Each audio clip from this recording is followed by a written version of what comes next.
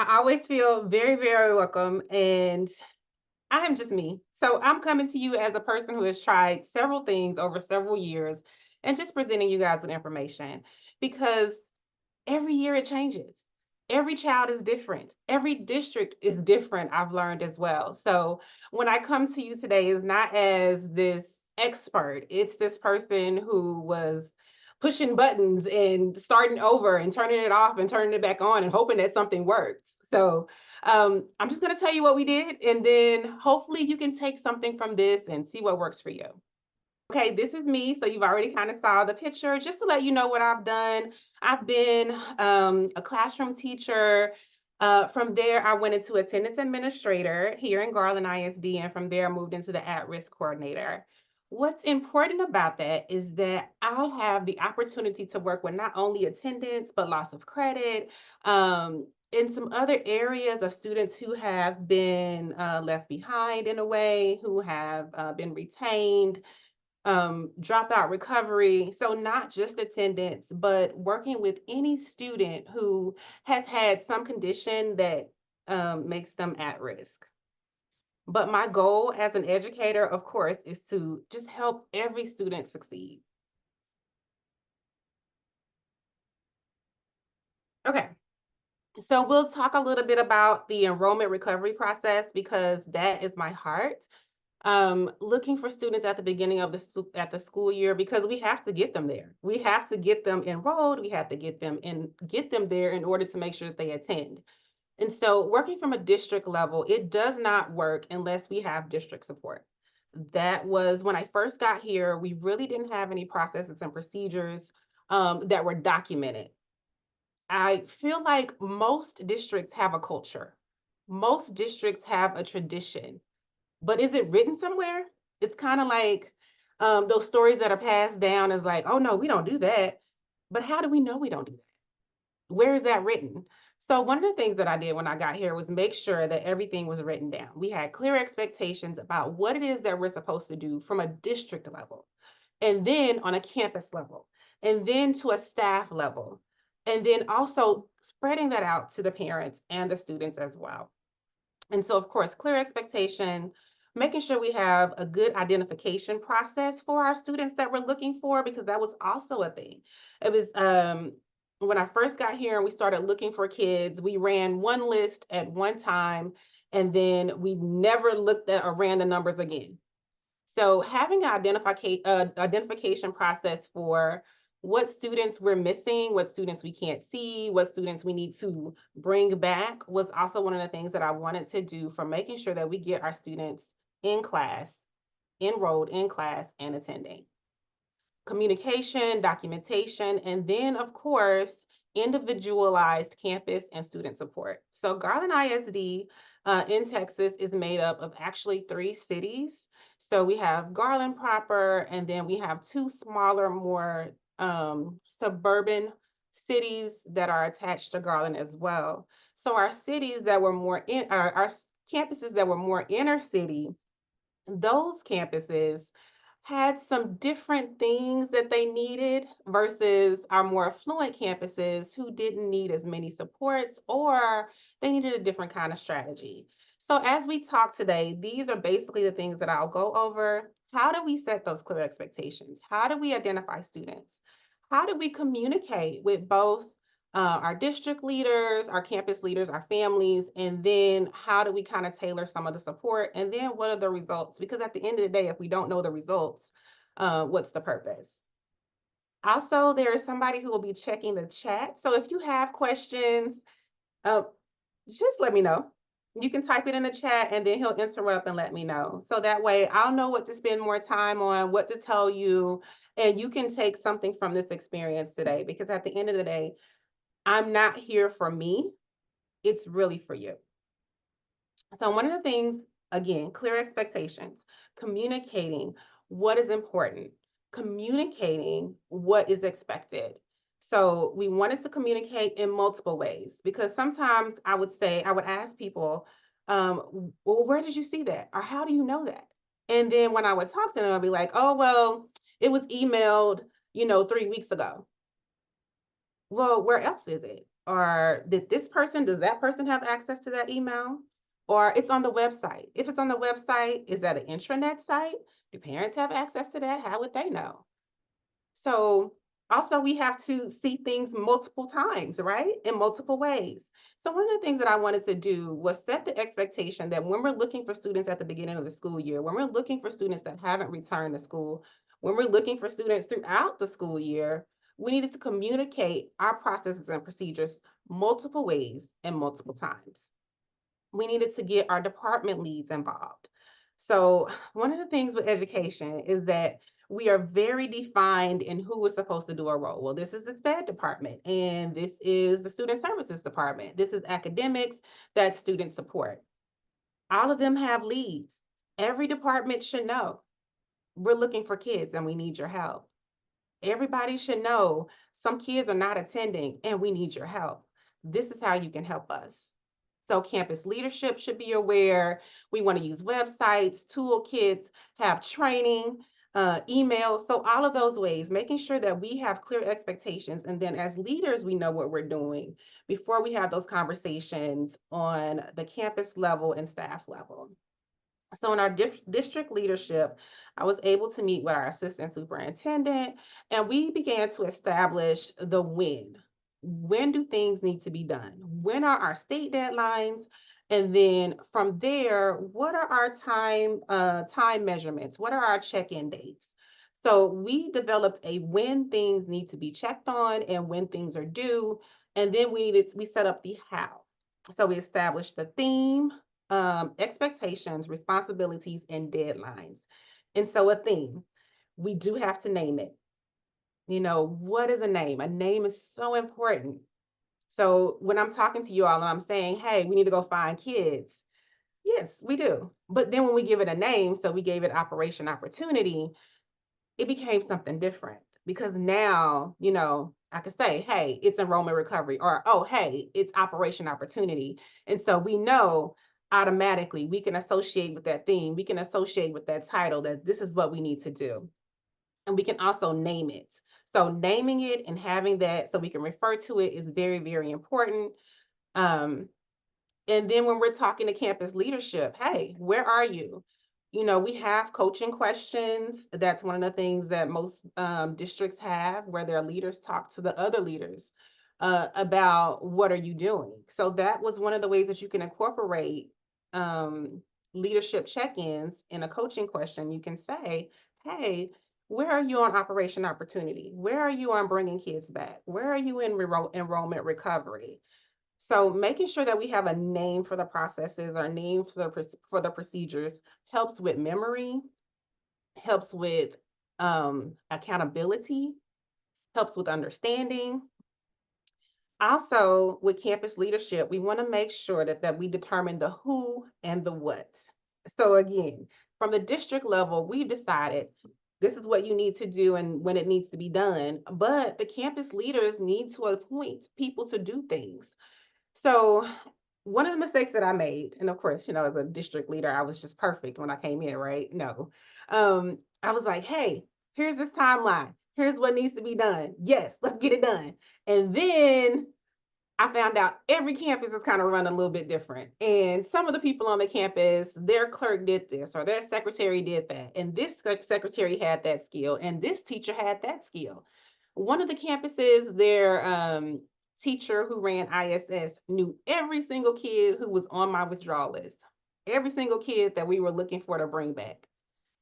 But then on another campus, it was the AP over discipline who knew every single thing. Each campus, I found out, kind of has their own system and culture within the systems that we already provide. So campus leadership, I told them, hey, this is what we need done. Can you determine, let me know, because I need you to name it for me too. Who is the person I need to talk to on your campus about enrollment recovery operation opportunity? So giving the campus leaders the opportunity to pick their best people versus me telling them, hey, your data clerk needs to do this, your assistant principal has to do this. once they were able to kind of give me their team, give me their names, then I was able, then it became a little better with the ownership and it ran a little smoother. But then also there are some non-negotiables. So on the campus staff, they have to know the why. They have to know the why. Yes, you're running reports. Yes, you're calling families, but why is that important? Coming to school changes lives. So that's why it's important, and we need your help. So making sure that the staff understands that it's not just a task, that it's not just something to do, but that this is something that can make a difference in a child's life. And so when I talk to data clerks, I tell them every single day that you are on the front lines and that you are making life-changing phone calls for some people. The fact that somebody called this child and talked to or called this parent and talked to this parent about, we want your child here. We want you to walk through our doors. We want you to come sit in our seats, and we want you to be a part of our district every single day, can make a difference for some kids. They just want to feel welcome and loved. So explaining that why, making sure they understand that what they're doing is important, was also a big deal for us as well.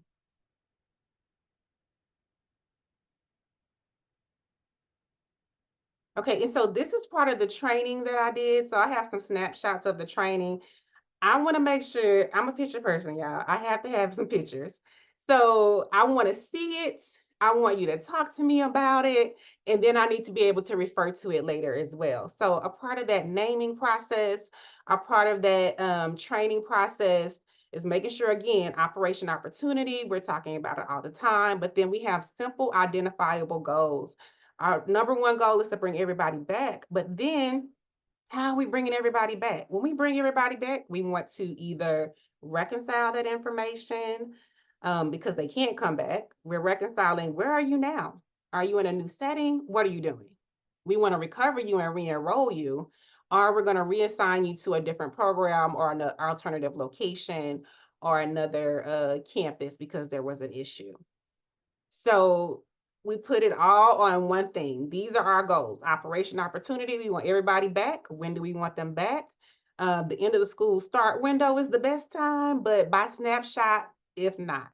Okay, and there are three things. We're going to reconcile, recover, or reassign. So just having the visual when I'm talking to people to reiterate what's going on and what we're doing also helps, especially with our clerks. This is a copy of my timeline. So I feel like, again, making sure people understand who is responsible for something makes a difference.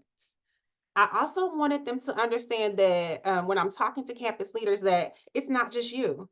We're doing stuff here on the district level as well. So there are some things that you will have to do as a campus, but then there are some things that student services is going to do as well. You're not in this alone.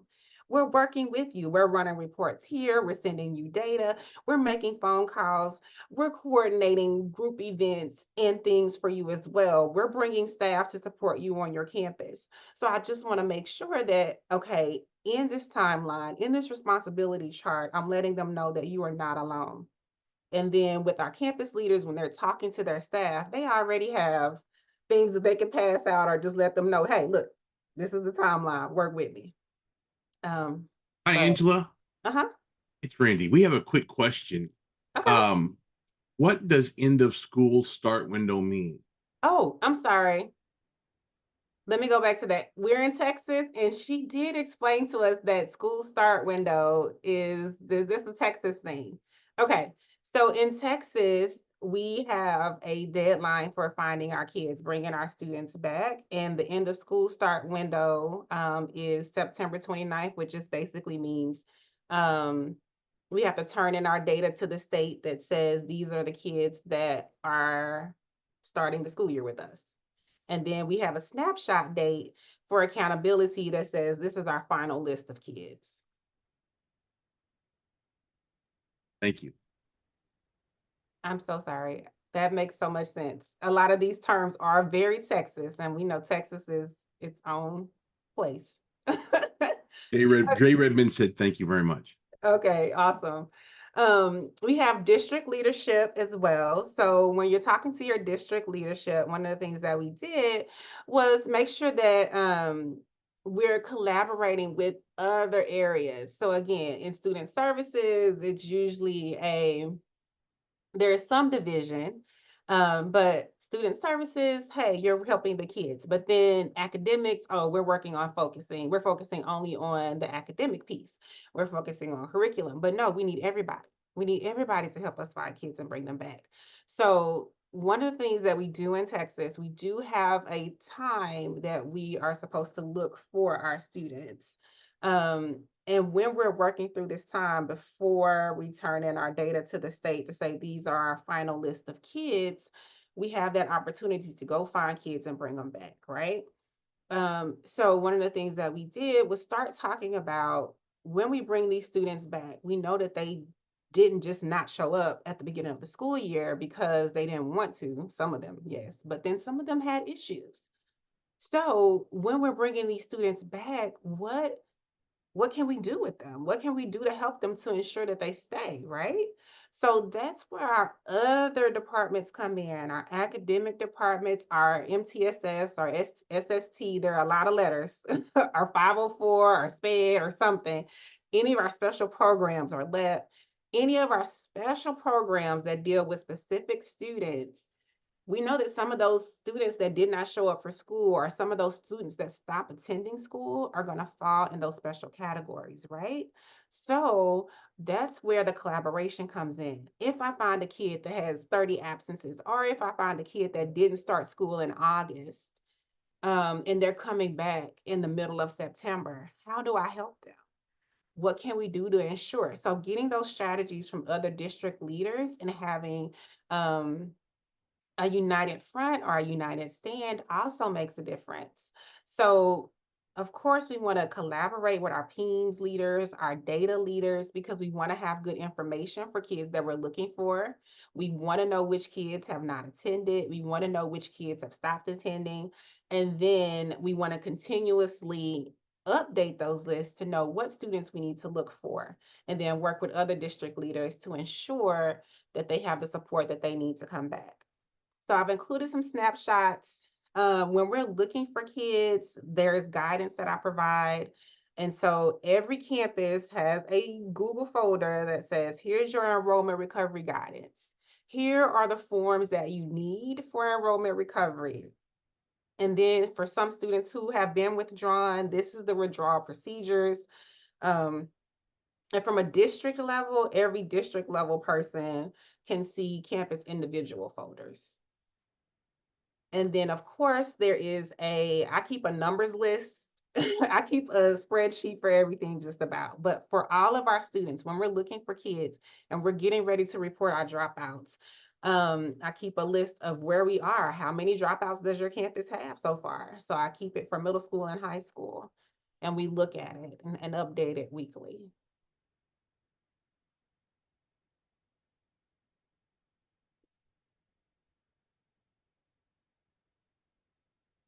Okay, so one of the things that we collaborated with our academic leaders about was we need something else.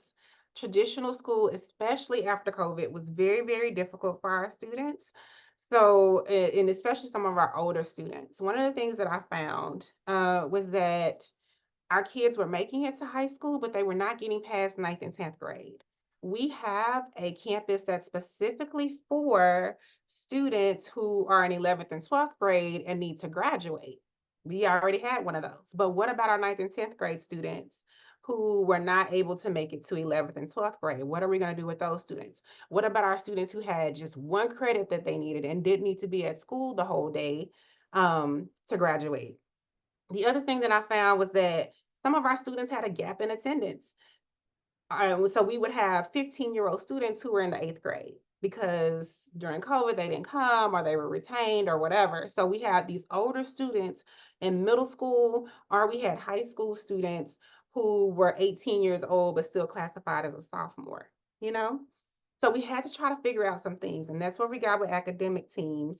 And like I was telling you, any of our special programs, any of our academic teams to kind of create some opportunities for those students when I brought them back, because it wasn't just about bringing them back, it was about bringing them back and keeping them.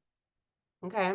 So RISE, which is Reconnecting Individual Students to Education, was one of the programs that I was able to start. And so students may attend part day or a full day, and they would get a blend of teacher-led and online courses during regular school hours. And they could choose an AM or a PM schedule and allow them some flexibility. And then the second part of RISE was students can complete course credit through an agreed upon campus schedule with online instruction and testing. So what the second part of RISE, which is more of the flexible schedule, they did not have to come every single day. They would have a lab time, and then they would meet with a teacher, and that would monitor their progress while they worked online. So they would usually, we had a group of kids that would come on Tuesdays. They would do all of their testing in person, but they would work through, and we use something called Edgenuity, but work online at home to work through their courses or whatever they needed. For LEAP, which is Learners Enhancing Academic Possibilities, y'all know I'm gonna name something and I'm gonna have an acronym. But for LEAP, those were our middle school students who were high school aged. I ended up having two options for those students. So if they were middle school but high school aged, some of them I went ahead and moved up to high school, and then some of them they stayed on the middle school campus and took some high school courses.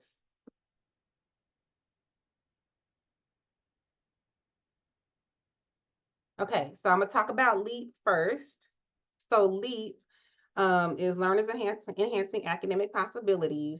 I always have a process, and I always got a picture, y'all. I need maps, I need stars, I need paths, all of the above, right?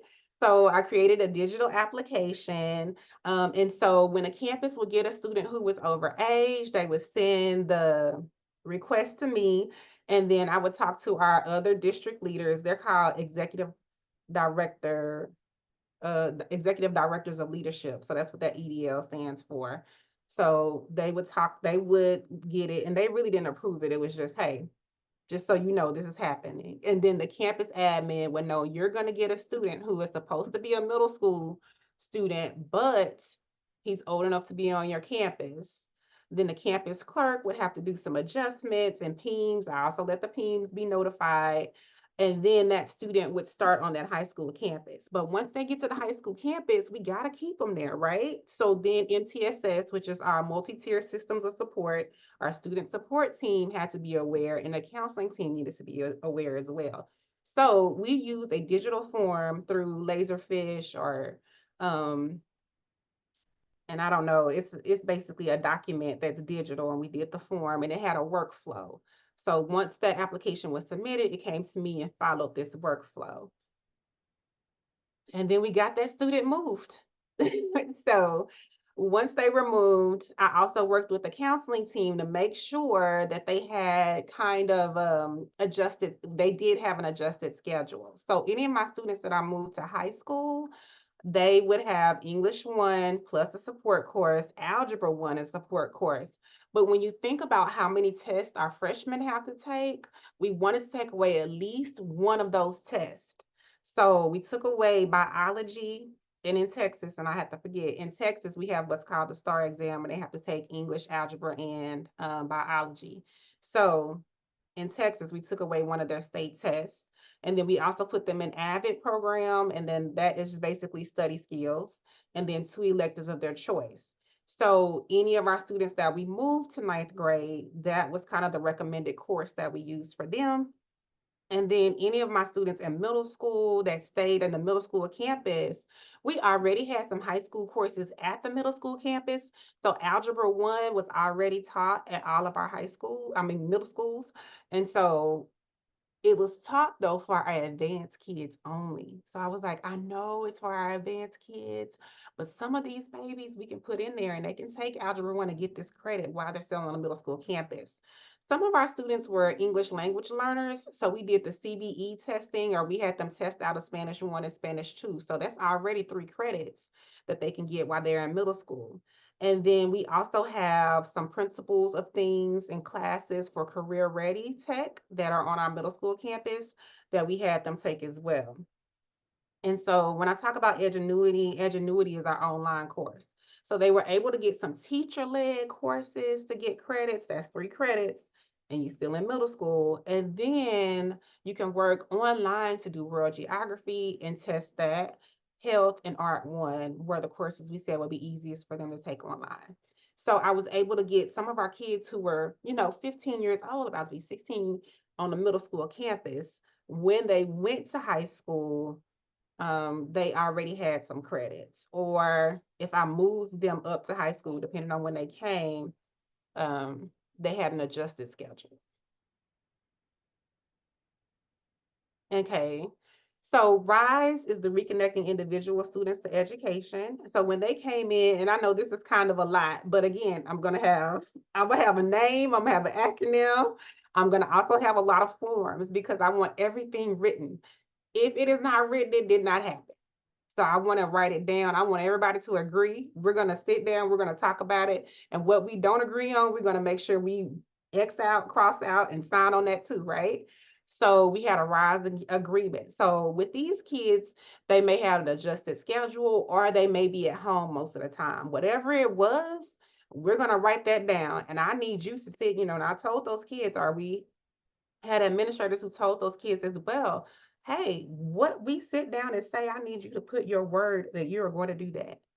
And so you work through, this is what we need from you. This is what we want. We want to help you. This is your opportunity. So walking through that agreement.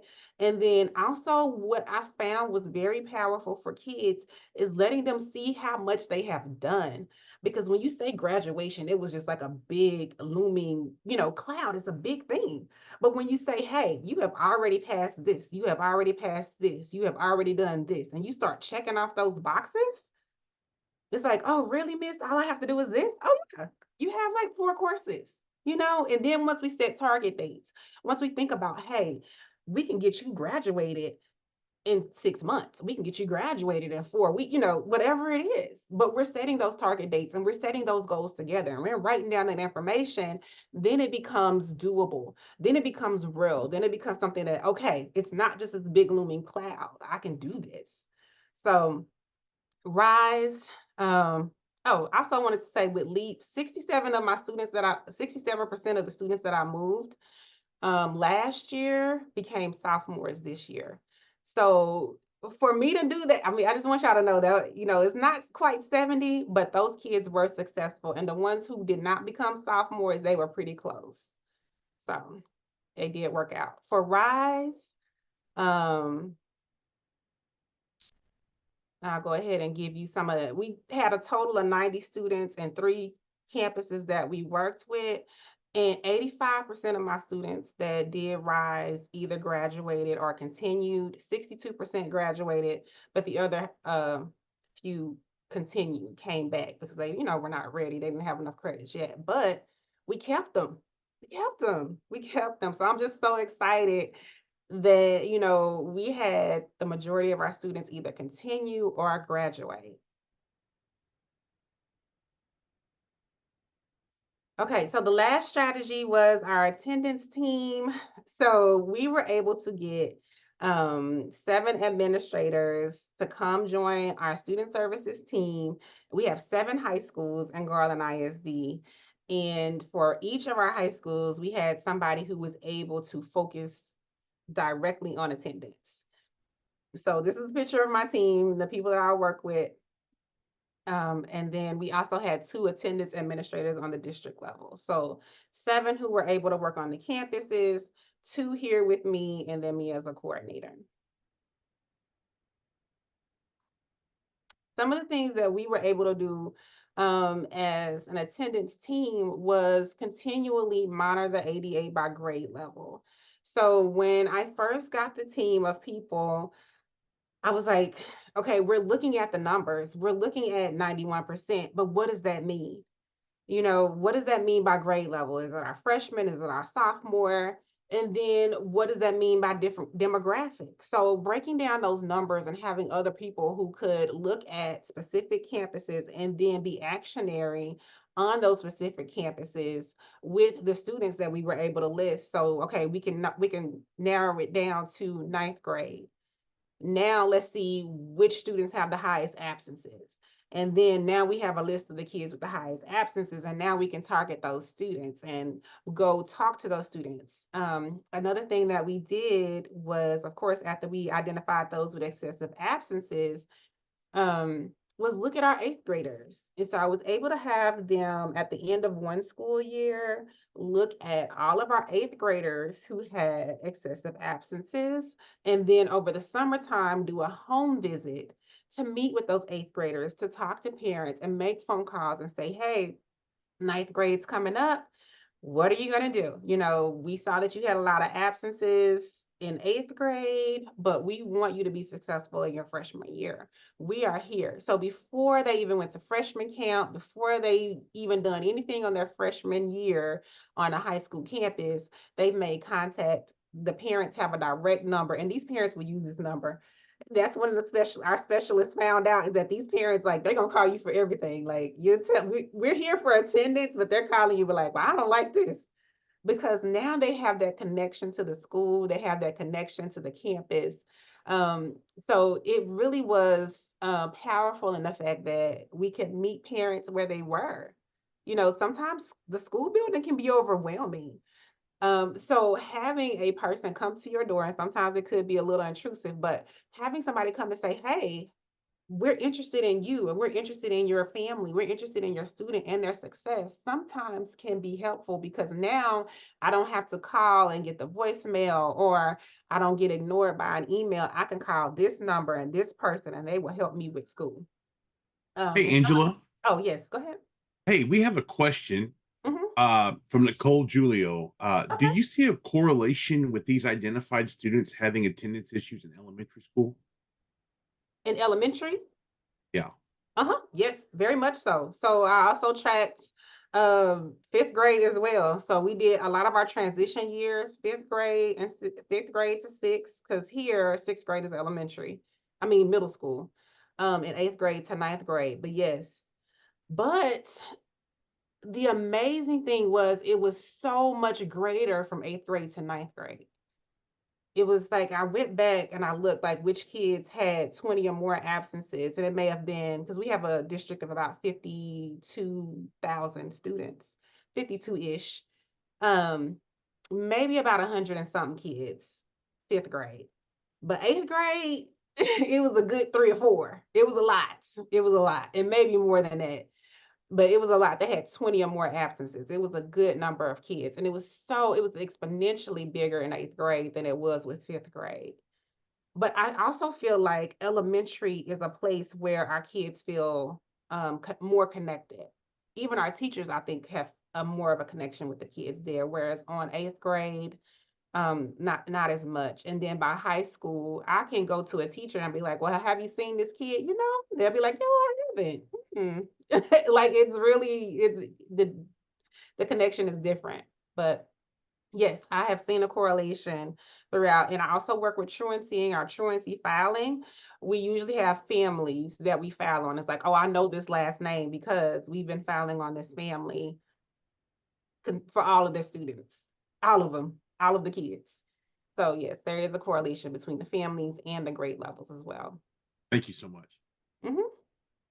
Home visits, we were able to do home visits. So we talked about that. Celebrations. So with my attendance team and being on the campus from a district level, it was difficult for me to celebrate kids, to celebrate the small wins.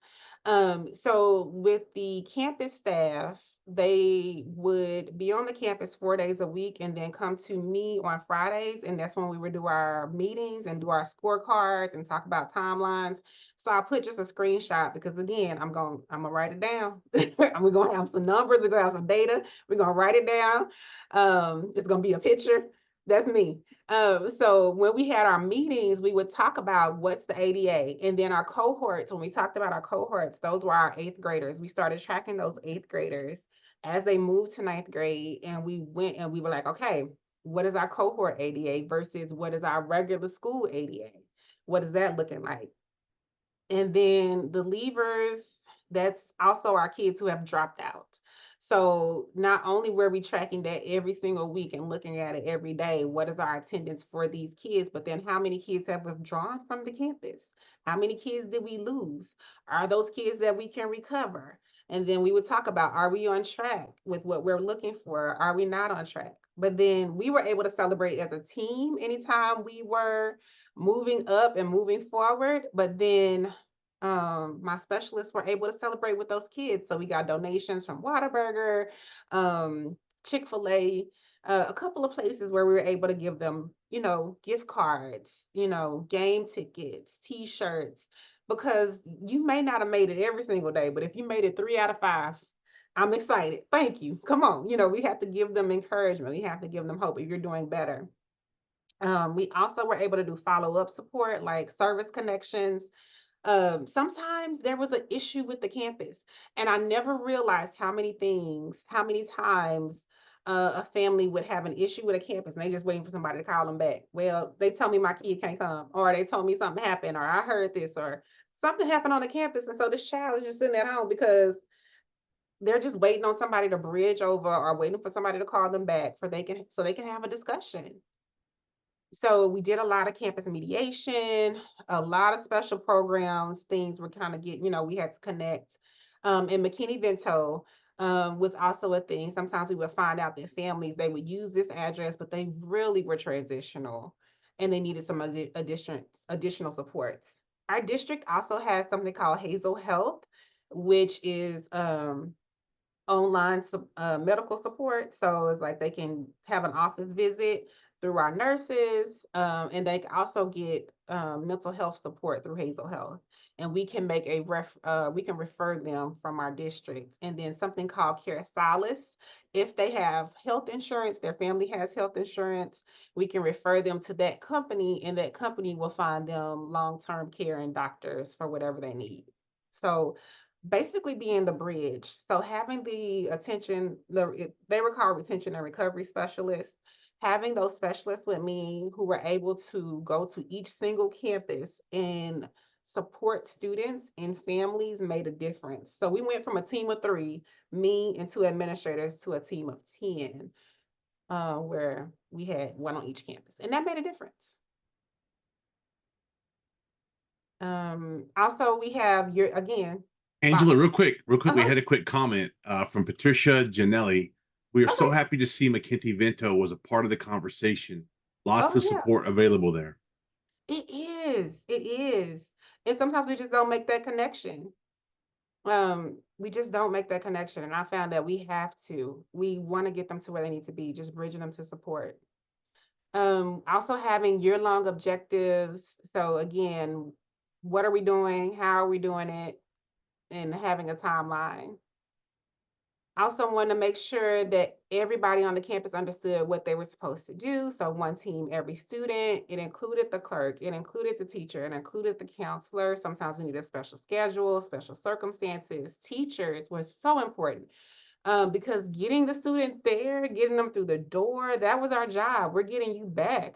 But then we need the counselor and the teacher to keep them there. We need the teachers to, engage them. So making sure that they were talking to students and letting us know if they didn't see a student. So that was one of the things with having the retention specialist or having a specialist on each campus. Teachers were able to talk to somebody directly and say, I haven't seen this kid. Can you please go help them? And that helped a lot. This is whenever I do my operation opportunity training. Again, pictures and what are you supposed to be doing? So special programs, you're going to support with our vulnerable families. When we're bringing them back or we find an issue, I'm letting their leaders know, hey, we're working on finding kids back. So you may see an uptick in referrals right now because right now we're looking and we're door knocking. Okay, so we're on our door knocking campaign. You're going to get your specialists are going to see more ELL, referrals. Are you going to see more McKinney-Vento referrals because we're checking addresses right now? So some of those things we talk to our special program leaders so they can be aware and be ready and be prepared as well. Counseling team, letting them know, hey, I'm talking to students who have been out of school, who have a significant attendance gap. Let's be ready for that. So the counseling team can prepare their counselors for that. That's that. Texas has lever codes that count towards dropouts and not in our ratings for dropouts. So I always make sure, again, quick, easy access. What do we need? What is the documentation? What is the coding? So I always make sure that our clerks and everybody who's involved has quick, easy access to information. And then questions for me, if anybody has any questions, and then questions for you as you go, like how much time does your district spend on planning and executing student recovery? Like that's the thing I felt like was the biggest part when I first got here, was like we needed time to collaborate and we needed time to think about it and actually plan it out, because I mean there there are things, there are thoughts, and there are things that are happening. We just needed to collaborate together and put it all together. And then the data piece is so important, having accurate data. Who are we looking for? Who's missing? And then how many have we brought back? And then again, once we bring them back, what checkpoints and safeguards do you guys currently have to keep them enrolled and attending? Because I can bring them back, but if you're 15 and you in a 7th grade classroom, you're not going to feel comfortable. You're not going to stay. So how can we help the student once we bring them back, once we get them coming in? Okay. Randy, are there any more questions for me? This is my information. Y'all call. No, it's awesome. It's awesome. So yeah, Gabran Barron asked, is there a lever / dropout manual at your district that you wouldn't mind sharing? Mhm. And I shared it with Janie, so I shared a PDF of it. So there is one. Yeah, so it Right, will be and shared. It will probably be shared in the process of what Janie sends out as well. right. Yeah. So I have a couple of PDFs. The other question was, will you get the PowerPoints? Both of the presentations today are Canva, and as long as there's no issues with our presenters, we can give you the link to that Canva presentation. If not, we'll figure out a way to get it to PDF to share it with you. And Okay. I'll resend the PDF to you. But yeah, the guide looks like this. And so we called it Documents for Guidance and Campus Success. So this is the cover of it. But basically what it goes through is the timeline. And then I go through even scripts for our clerks, because what I found out was that some of our clerks just did not know what to say to these parents. And then how do you make a phone call to somebody who's not the parent? Because we call emergency contacts. So a script in English and a script in Spanish helped as well. And then having that guidance for counselors, here's your step-by-step checklist. Here are the things that you should do. So yes, it's this is actually a whole thing. So yeah. Awesome, awesome. Are there any more questions that I could share with Angela? Any more questions? I think that's it, Angela. I think Okay. that's going to be it. I'll turn it back over to you and Janie.